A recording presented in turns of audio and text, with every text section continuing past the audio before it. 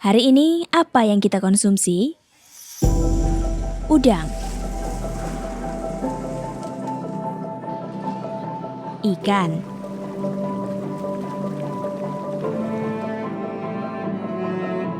ayam,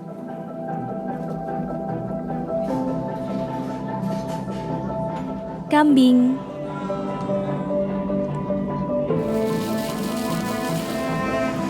sapi,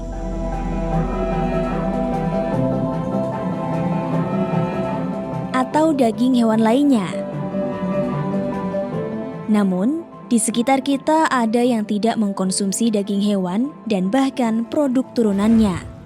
Mereka disebut dengan vegan.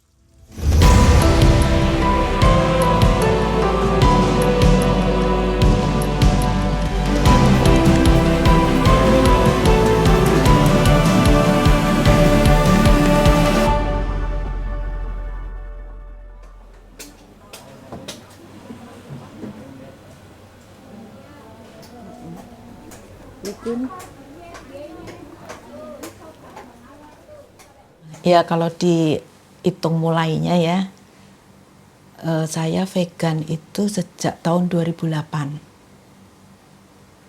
sampai sekarang. Suatu kali, jadi karena saya Katolik ya, jadi saya doa malam tuh biasanya dalam posisi hening gitu.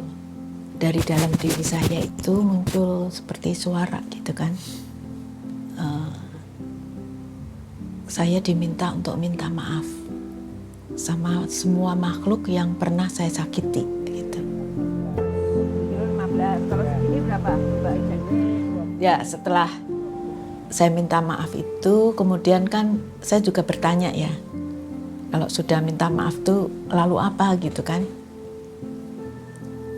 Tiba-tiba saya mendengar kata dari dalam diri ini adalah vegan.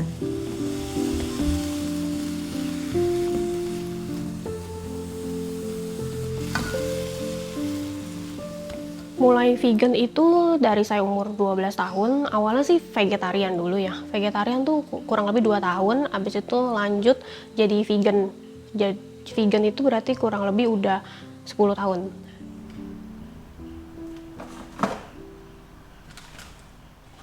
Jadi ini babi panggangnya, nanti babinya gitu, babi vegannya kayak gini. Semuanya dari protein nabati gitu.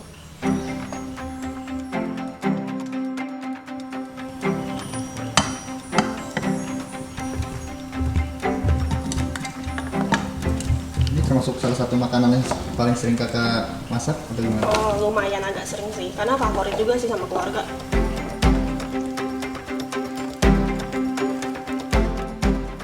Jadi vegan itu ada setelah vegetarian. Nah, lalu apa beda vegetarian dengan vegan? Vegetarian itu artinya konsumsi nabati tapi masih menambah beberapa jenis produk hewan. Contoh, susu dan telur. Beserta produk olahannya yang kita sebut dairy products untuk susu. Dan berbagai produk turunan dari telur itu. Jadi dia masih tidak pure vegetarian. Maka istilah lain untuk vegan adalah pure vegetarian. Ada istilah lain total vegetarian. Pada tahun 500 sebelum Masehi, konsep vegan sebagai kebajikan menghindari konsumsi daging muncul di Yunani. Lalu, pola konsumsi ini didiskusikan oleh Siddhartha Gautama karena sejalan dengan ajaran Buddhisme. Seiring berjalannya waktu, konsep vegetarian berkembang menjadi tidak mengkonsumsi daging dan produk turunannya. Konsep ini dikenalkan oleh Donald Watson pada tahun 1944 di Inggris.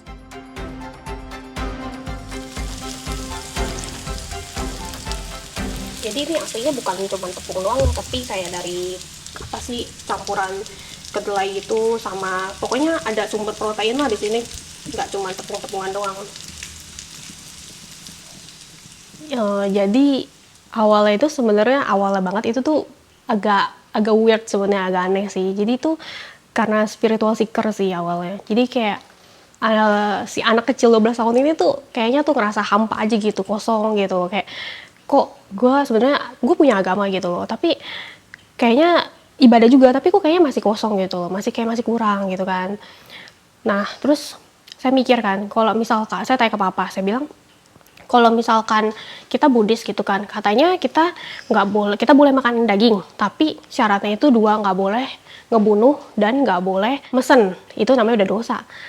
Tapi kenapa kita masih makan daging gitu kan? Kata papa, ya nggak apa-apa karena kita nggak ngebunuh gitu kan. Saya tanya ke papa, saya bilang kalau misalkan kayak gitu sama aja nggak sih kita ngebunuh secara nggak langsung, pasif dong jatuhnya.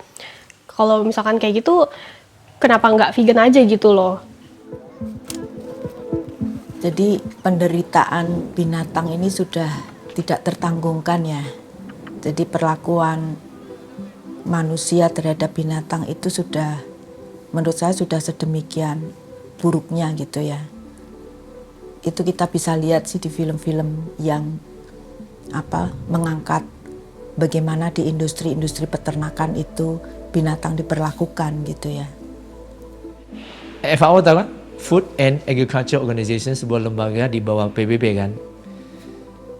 Lapornya bagus sekali, Mbak. Namanya Livestock Long Shadow. Livestock itu kan hewan ternak. Di situ dijelaskan sektor apa menjadi penyebab global warming utama. Peternakan. Berapa persen? 80%. Menghasilkan gas rumah kaca, greenhouse gases. Kerusakan lingkungan ya, khususnya dengan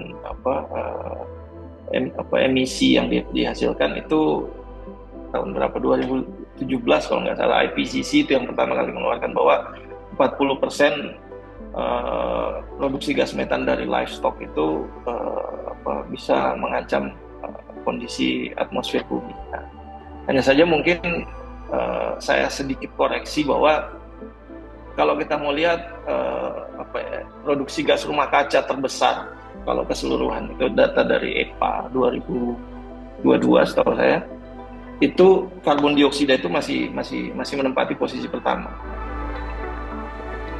Penelitian FAO mengatakan penyumbang terbesar terhadap pemanasan global adalah sektor peternakan.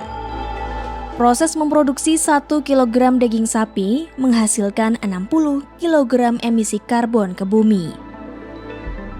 Maka, mari kita hitung berapa emisi karbon yang tercipta dari 1 ekor sapi. Menurut Badan Pusat Statistik Indonesia, rata-rata bobot 1 ekor sapi potong di Indonesia mencapai 400 kg. Dari 400 kg, bobot karkasnya atau bobot tanpa darah, kepala, kaki, bulu, dan organ dalam diperkirakan setengah dari bobot hidupnya, yaitu sekitar 200 kg. Maka dagingnya adalah 70% dari bobot karkas, yaitu 140 kg. Ini berarti 1 ekor sapi dengan berat daging 140 kg menghasilkan 8,4 ton emisi karbon. Namun, itu baru dari 1 ekor sapi. BPS mencatat ada 18,05 juta ekor sapi potong di Indonesia pada tahun 2021. Jika semua sapi tersebut berhasil dipotong dan diolah dagingnya, maka pada tahun 2021 Indonesia menghasilkan 151,62 megaton emisi karbon. Ini belum termasuk kotoran sapi yang juga menghasilkan gas metana dan berkontribusi terhadap pemanasan global. 1 ekor sapi rata-rata mengeluarkan kotoran seberat 10 hingga 25 kg per hari. Nah, tetapi memang satu kelemahan utama dari produksi gas metan dari sektor peternakan ini adalah gas metan ini di atmosfer itu umurnya relatif lebih pendek, hanya 12 tahun, setelah itu dia hilang. Berbeda dengan karbon dioksida yang bisa berabad-abad. Nah, tetapi kemampuan metan untuk mengikat panas itu jauh berkali lipat dibanding karbon dioksida. Makanya kenapa sampai isu ini jadi hangat seperti itu.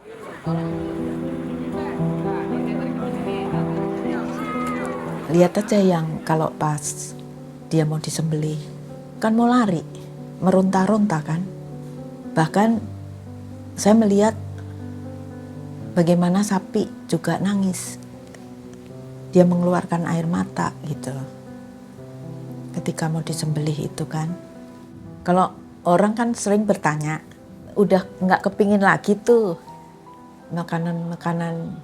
Saya kan dulu suka sekali makan rujak cingur tuh. Apa nggak kepingin lagi? Sama sekali udah enggak. Ketika saya sudah mendeklar gitu ya, besok saya tidak makan daging lagi, besok saya vegan gitu. Meskipun tadi yang saya ceritakan, saya belum tahu artinya vegan ini apa gitu. Semenjak itu saya sudah tidak ingin tadi. Saya makan roti karena saya tidak tahu bahwa itu masih ada telur dan susu gitu. Tapi setelah saya tahu itu ya saya sudah tidak mengkonsumsi lagi. Saya tidak lagi pakai sepatu kulit, produk-produk yang berasal dari hewan. Seperti itu. Iya, paling mendasar memang etik, Mbak ya. Karena etik ini kan lintas suku bangsa. Siapa yang dia punya feeling, dia akan gatok istilah Jawanya, akan nyambung gitu. Seperti tadi kita sempat lihat ya, di sini kan saya banyak tuh bikin quote-quote ya. Yang paling saya suka ini sebetulnya. Don't ask me why I'm vegan, but ask yourself why you're not.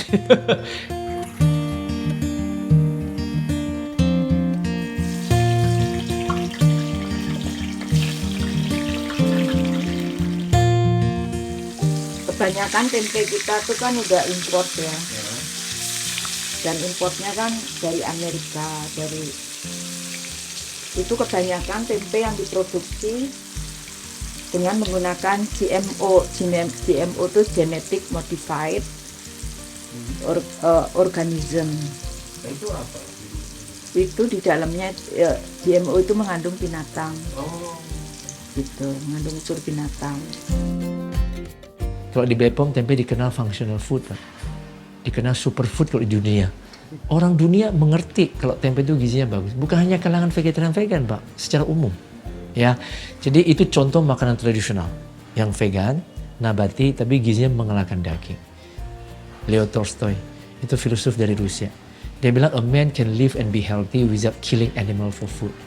Memang kita nggak butuh bunuh hewan untuk jadikan makanan. Tapi banyak orang, termasuk tenaga kesehatan loh, salah kaprah. Dipikir protein yang lengkap asam amino esensial cuma ada di daging, di hewan. Saya bilang enggak. Di dalam kedelai saja semua asam amino esensial 8 yang dibutuhkan tubuh itu lengkap semua.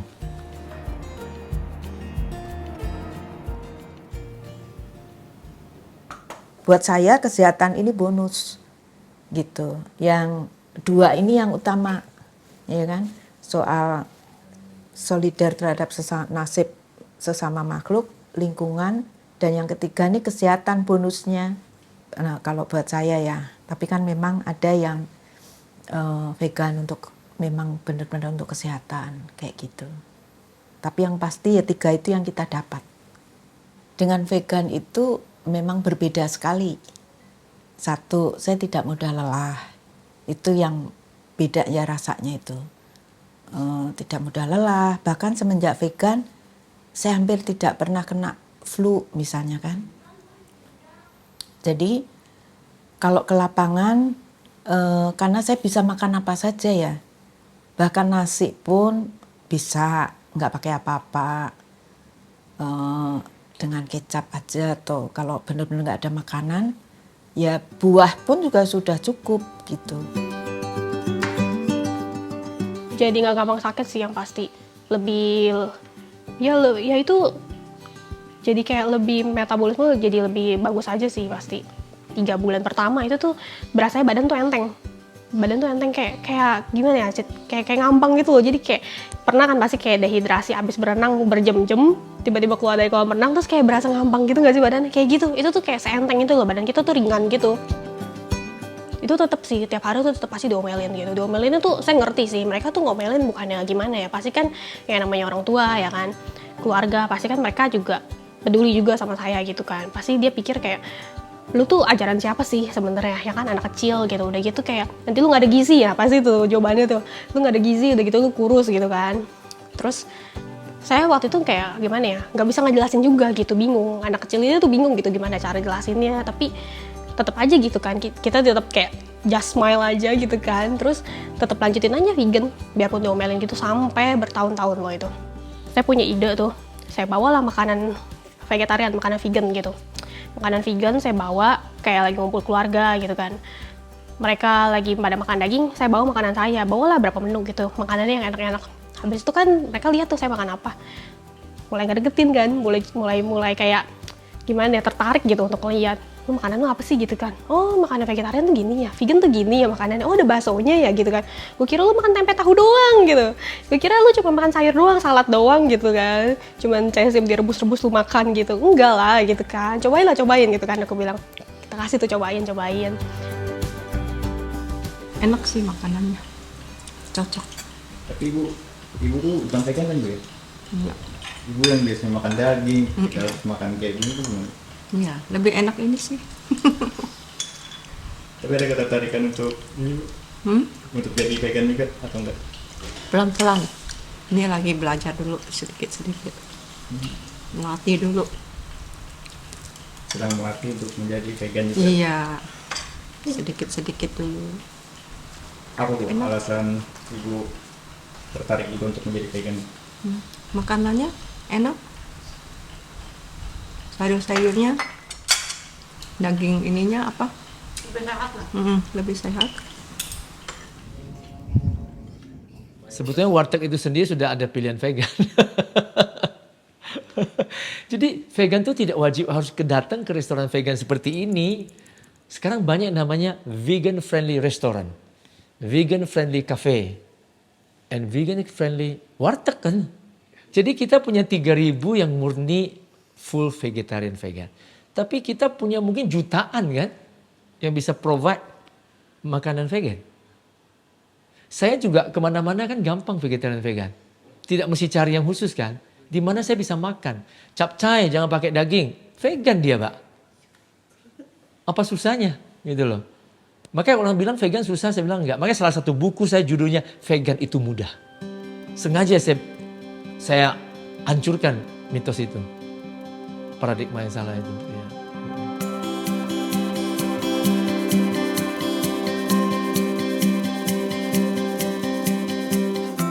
Kalau Pak Lupi ini biasa beli makanan gini juga nggak? Ya kalau rapat di kantor, ini kalau tidak ada kan suka di sini ada makanan yang saya juga bisa makan, misalnya gado-gado, terus ketoprak gitu ya. Tapi kadang kalau kita rapatnya siang itu sudah habis, nggak bisa, jadi nggak ada lagi gitu. Nah alternatifnya ini Ini apa? GoFood. Makanannya apa nih? Ini ada restoran vegan ya, yang ada beberapa tempat sih. Nah ini yang menunya itu banyak sekali, jadi pilihannya banyak. Ini kebetulan saya hari ini pengen makan mie gitu. Ini tulisannya apa? Mie Hong Kong.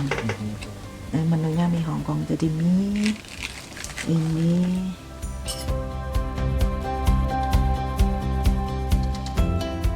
Lihat sendiri kan sekarang bumi makin panas, sebenarnya ngerasa nggak sih gitu kan, semua tuh udah mulai makin panas banget. Itu tuh ngaruh kenapa kita harus vegan. Ya masa rumah kita terbakar kita diem aja.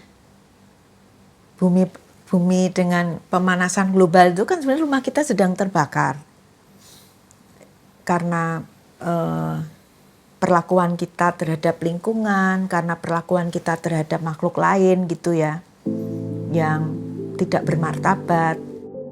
Itu kan banyak orang memanfaatkan kotoran-kotoran sapi ini untuk dijadikan sebagai biogas.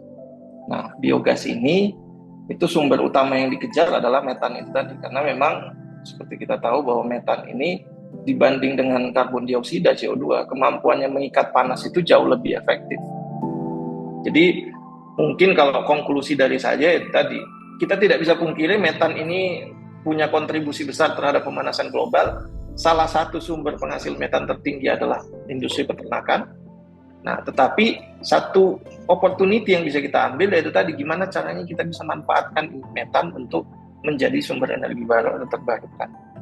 Ya harapannya kita semua semakin banyak individu-individu yang kembali kepada jati dirinya sebagai makhluk yang paling mulia, yang makhluk yang tertinggi, sehingga menjalani kehidupan yang respect pada semua makhluk, respect kepada alam gitu kan.